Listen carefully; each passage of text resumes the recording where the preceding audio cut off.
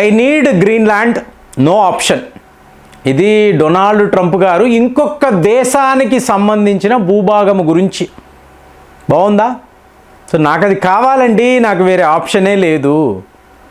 So వెంటనే Greenland యొక్క prime minister మీకు ఫ్రెడరిక్ నెల్సన్ అంటారు.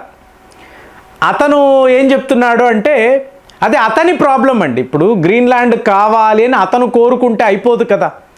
సో అది మాది, మేము నాటోలో ఒక భాగము, యూరోప్ యూనియన్లో ఉన్నాము, అతని పిచ్చి కూతలను మేము ఎందుకు వినాలి, అంతే కదా. సో ఇప్పుడు నువ్వేమైనా మాట్లాడవచ్చు, అన్నీ జరగవు కదండి. సో ఇప్పుడు అన్న తర్వాత మీరు చూసారనుకోండి, ఇప్పుడు యూరోపియన్ యూనియన్ యొక్క పార్లమెంట్ ఉంటుంది. సో అందులో మెంబర్స్ పచ్చి బూతులు, అది మాట్లాడలేము. ఆఫ్కోర్స్ ఇవాళ పిల్లలందరూ కూడా ఈ మాటలు మాట్లాడుతున్నారు, మైండ్ యువర్ లాంగ్వేజ్ అని తల్లిదండ్రులు చెప్పడం వింటున్నాము, కానీ ఇక్కడ చెప్పలేమండి. పచ్చి బూతులు డొనాల్డ్ ట్రంప్ని ఎలా తిట్టాలో అలా అంతా వాళ్ళు తిట్టుతున్నారు. సరేనండి, తిట్టారండి. ఇవాళ అమెరికా వాడి సైన్యముతో నేరుగా గ్రీన్లాండ్కి వచ్చాడు అనుకోండి, ఏం జరుగుతుంది అంటే వీడికి దేశాల మీదే ఆశ అనేది పెరిగింది. గాజా అన్నాడు, ఈరాన్, వెనిజులా, ఇవాళ గ్రీన్లాండ్. సో ఇవన్నీ మావే, మమ్మల్ని ఎవరో ఆపలేరు అనేది ఒక మొండి ఆలోచన. ఇప్పుడు అమెరికా ట్రూప్స్ వచ్చారు అనుకోండి, ఫస్ట్ మీరు చూడాల్సింది ఫ్రాన్స్ యొక్క అధ్యక్షుడు ఇమాన్యుయల్ మ్యాక్రోన్ ఫిబ్రవరి 6వ తారీఖు గ్రీన్లాండ్లో ఫ్రాన్స్కు సంబంధించిన ఒక రాయబార కార్యాలయం, సో కాన్సులేట్ని మేము ఓపెన్ చేస్తున్నాం. అంటే ఏంటి, ఫ్రాన్స్ అక్కడ ఉంటుంది. సో నువ్వు అలా డైరెక్ట్గా వచ్చి ఒక దండయాత్ర చెయ్యలేవు, ఇది వాళ్ళు తీసుకున్న నిర్ణయం. సో జర్మనీ వాళ్ళంటే ఆల్రెడీ వాళ్ళ ట్రూప్స్ను పంపించేశారు. బాగుందా? అంటే ఇక్కడ చూడండి, మీరు రష్యాకు యుక్రెయిన్కి తేడాను గమనించాలి. ఇవాళ కూడా యుక్రెయిన్లోకి నాటో దళాలు అనేవి లేవు. కానీ ఇక్కడ మీరు చూడాల్సింది, మీకు గ్రీన్లాండ్ అంటే డెన్మార్క్లో భాగం. డెన్మార్క్ గురించి మీకు చెప్పాను, వీళ్ళు ఒక ఫౌండింగ్ మెంబర్ అండి.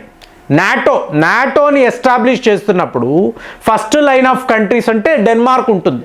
డెన్మార్క్ యొక్క భూభాగమే గ్రీన్లాండ్. ఇవాళ ట్రంప్ ఎంత అంటే, అతను ఎవరో ప్రధానమంత్రి అంటున్నారు, ఫ్రెడరిక్ నెల్సన్ అంటున్నారు, అతను ఎవరో నాకు తెలియదు. మోరోవర్ అతని గురించి నేను ఎందుకు ఆలోచించాలి, నాకు కావలసింది గ్రీన్లాండ్. బాగుందా? వాడు ఎవడైతే నాకేంటి అంటే అరగెన్స్ ఏ స్థాయిలో ఉందో చూడండి. సో దీనికి మించిన ఉదాహరణ అంటూ నాకైతే తెలియదు. కానీ ఇవాళైనా, ఇప్పుడు పుతిన్ గారి మాటలో చెప్పాలంటే, ఈ యూరోప్ యూనియన్ నాయకులందరూ కుక్క తోకలను ఊపుకుంటూ డొనాల్డ్ ట్రంప్ వద్దకు వెళతారు చూడండి అన్నాడు ఆయన. జరిగింది కదా, వెళ్ళారు కదా, వరుసగా నిలబడ్డారు. ఇవాళ కనీసం ఆత్మ గౌరవము అనే ఒక కాన్సెప్ట్ ఉంటుంది కదా, సెల్ఫ్ ఎస్టీమ్.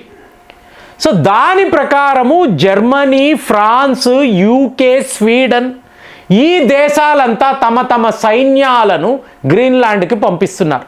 బాగా అనిపించింది. ఎందుకంటే ఈ ప్రపంచంలో నా ఇష్టము, నా రాజ్యము, నేను ఏం చెప్తే అదే జరుగుతుంది. ఎంతోమంది, ఇప్పుడు మనము చూస్తున్న డొనాల్డ్ ట్రంప్ కాదండి, ఇలాంటి నియంతలు ఎంతోమంది వచ్చారు, వెళ్ళిపోయారు. శాశ్వతంగా మీకు వాళ్లను నరరూప రాక్షసులని అన్నారు, కానీ నాయకులు అని చెప్పి ఎవరు అనలేదు. ఇదంతా వీళ్ళకి అర్థం కాదండి. చెప్తున్నాను కదా, మంచి చెడు, ధర్మము అధర్మం, లాభము నష్టము మాత్రమే వీళ్ళు చూస్తారు. ఈ కాన్సెప్ట్స్ అంతా వాళ్ళకు ఉండవు. ఎథికల్ వాల్యూస్, మొరాలిటీ వీళ్ళెవరికీ ఉండదు.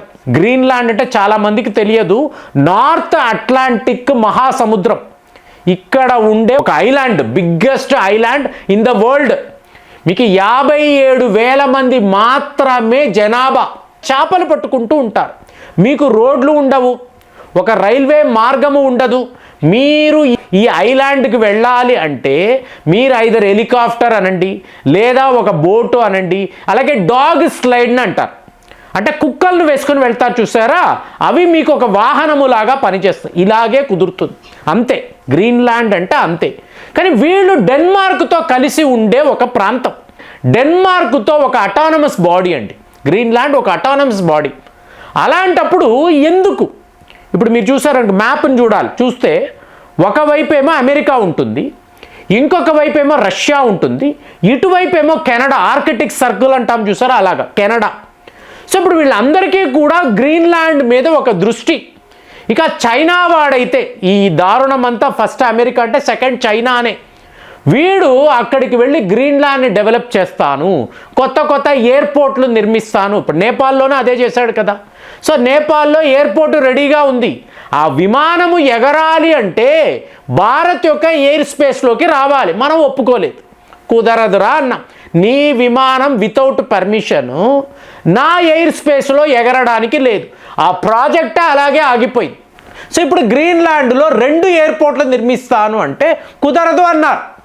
ఎందుకు అంటే ఇంకొకడు వచ్చి ఉత్తి పుణ్యానికి మీ దేశంలో ఎందుకండి ఎయిర్పోర్ట్లు నిర్మిస్తాడు, ఎందుకు చేస్తాడు? చెయ్యడు కదా. కాబట్టి చైనా వాడికి ఏం కావాలి? అక్కడ దొరికే రేర్ ఎర్త్ మెటీరియల్స్. మీరు వాటిని చూసారనుకోండి, డైమండ్స్ ఉంటాయి, బంగారము, సిల్వర్, ఐరన్, కాపర్, యురేనియం, ఇలాగా చాలా చాలా కాస్ట్లీ రేర్ ఎర్త్ మెటీరియల్స్ ఉంటాయి. కాబట్టి చైనా వాడి దృష్టి ఇక్కడ పడడంతో డొనాల్డ్ ట్రంప్ ఇప్పుడు నేను ఆక్యుపై చేసుకోకపోతే ఒకరోజు రష్యానో చైనానో ఈ పని చేస్తారు కదా అంటే మరి ఇన్నేళ్లలో జరగలేదు కదా. మోరోవర్ ఇప్పుడు చూసారనుకోండి, డెన్మార్క్ ఆధీనములో ఉండే ఒక ప్రాంతము గ్రీన్లాండ్, ఒక ఐలాండ్. మరి ఇన్నేళ్ల పాటు ఎప్పుడు రష్యా వాళ్ళు చైనా వాళ్ళు ఈ పని చెయ్యలేదు కదా. అంతకు మించి డెన్మార్క్ ఒక నాటో దేశం, 31 దేశాలు కలిగిన ఒక గ్రూప్, మిలిటరీ అలయన్స్. ఎవరైనా ఆ ప్రాంతానికి వచ్చారు అనుకోండి, వీళ్ళందరూ కలిసి యుద్ధము చేస్తారు కదా.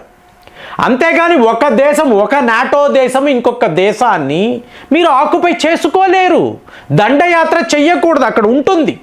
నాటో యొక్క బుక్ ఆఫ్ రికార్డ్స్లో, వాళ్ళ రూల్స్ అండ్ రెగ్యులేషన్స్లో, ప్రోటోకాల్లో దీన్ని బట్టి మీరు చూసారనుకోండి, ఎవరు ఎప్పుడు ఎక్కడ ఎలా ఉండాలి క్లియర్గా రాసి ఉంటుంది.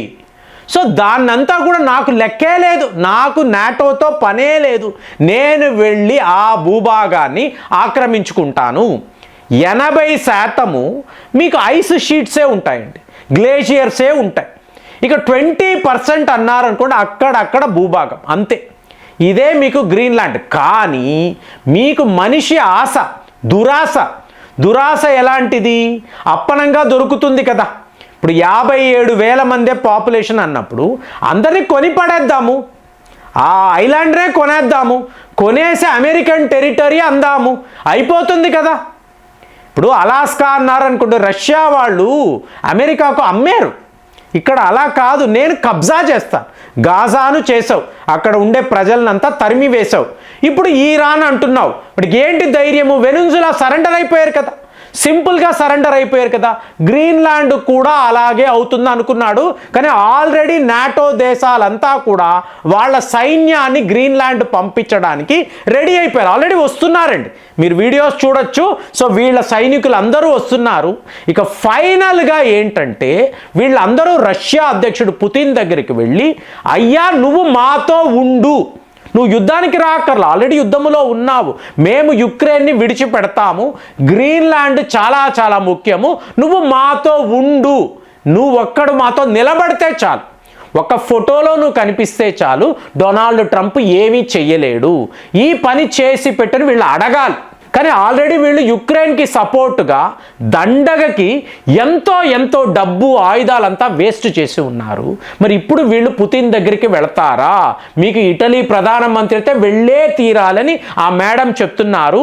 మరి వీళ్ళు ఈ పని చెయ్యగలిగితే డొనాల్డ్ ట్రంప్ గ్రీన్లాండ్ పైన ఈ దండయాత్ర చెయ్యగలడా, లేదా చేతులు ఎత్తేసి మీకు ట్రంప్స్ చికెన్ అవుట్ అంటాం చూసారా, ఆ పనిలో వాడు ఉంటాడా? మీకేమనిపిస్తుంది? కామెంట్స్లో రాయండి. మళ్ళీ వచ్చే వీడియోలో కలుద్దాం. జై హింద్.